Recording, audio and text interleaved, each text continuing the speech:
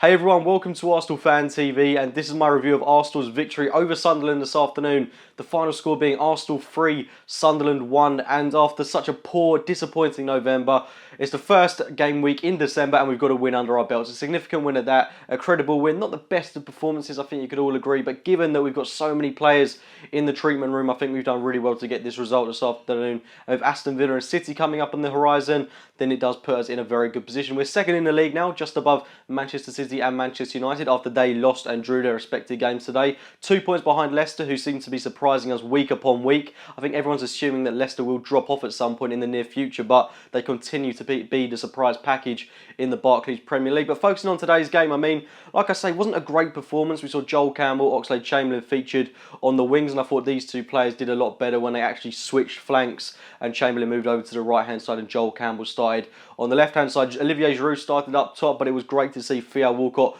back amongst the swing of things. He started the game on the bench, but later got some time on the field, which was great to see. We saw Ozil in behind. He had another fantastic performance, and the defence was very resolute. We saw Monreal and Bellerin in the fullback positions. I thought Monreal had a superb game. Koscielny had a great game as well. Petr Cech was magnificent between the sticks, and Mertesacker had a very solid game in his position. Matthew Flamini and Aaron Ramsey in the midfield pivot. I think that's what many predicted going into this game, and Ramsey is a different player in the middle for me. He does slow the game down a little bit at times, which is admittedly a little bit frustrating. He does miss glaring opportunities at goal, but he keeps us ticking over. He works really hard. His pass completion was immense, and he also gets into some really great positions to score goals, and he earned himself an assist and a goal later on in the game today, so that was great to see from an Aaron Ramsey point of view, and Flamini alongside him did a fairly decent job, but I think we can all agree in saying that he doesn't have quite the same impact as Francis Coquelin does, but he'll do for the meantime until the January transfer window at least, where I hope we'll look to bring someone else in. But the game didn't start off in the best of ways. I thought Sunderland probably had the best chance of the game in the opening 10 minutes with Fabio Borini, who was let in clear on goal. It was really amazing quite how easily Sunderland cut through our defence, not just one, but a couple of times in this game. Watmore also had a really good chance as well shortly after this one, but Borini had a great chance on goal. Very tame effort. Petr Cech had no problems at all in saving that, and it took us about 10-15 minutes to grow into the game. We got our first goal through Joel Campbell, and it was a really great goal with that. Mesut Ozil playing him in with a lovely through ball. We got the finish it deserved from Joel Campbell, who slotted it through the legs of Kostel Pantilimon. And up until that point, it had been a rather frustrating game, so it was great to see us go 1-0 up. And essentially, I would have hoped that we'd have taken control of the game at this point, but has the story been of our previous fixtures? No, we didn't do that, and Olivier Giroud went and scored an own goal at the other end, and Giroud had a very frustrating game this afternoon, despite him getting a goal to redeem himself in the second half. I thought he didn't really know what he was doing. He looked very confused. He looked a bit lethargic, a little bit lazy. He wasn't really getting himself involved in the game enough. His hold-up play was very poor, but he is dependable. You could argue he did get himself on the score sheet, but I do want to see a little bit more from him. With Walcott back in the side, I hope he'd give him that extra push, and Giroud really does need to know that his place isn't warranted in this starting 11 from here on in with the return of Theo Walcott.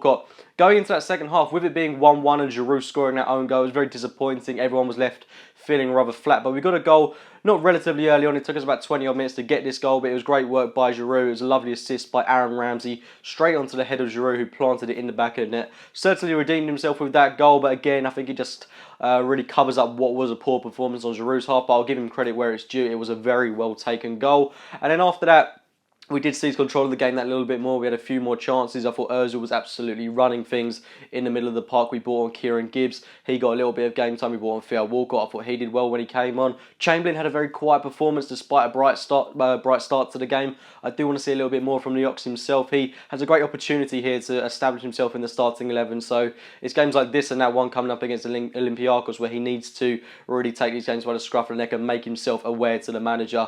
Otherwise, I can't help but feel he may get cast aside when Alexis Sanchez returns to the Arsenal team. But we did get our final goal through Aaron Ramsey, and it was a really well worked goal. A lovely passing build up to it, and eventually landing at the feet of Nacho Monreal, who played it into Callum Chambers, who ended up with it. A tame shot at goal, and it just kind of seemed to fall to Aaron Ramsey, who really needed a goal in this game. He'd had so many opportunities. He missed one almost immediately after we conceded in the game. Only he will know how he missed that chance. He had another chance where he had all the time in the world to put it in the back of the net, but put it straight at Pantilimon. And this was just one that it wasn't the cleanest of goals. Pantilimon got a hand to it, but it went in the back of the net.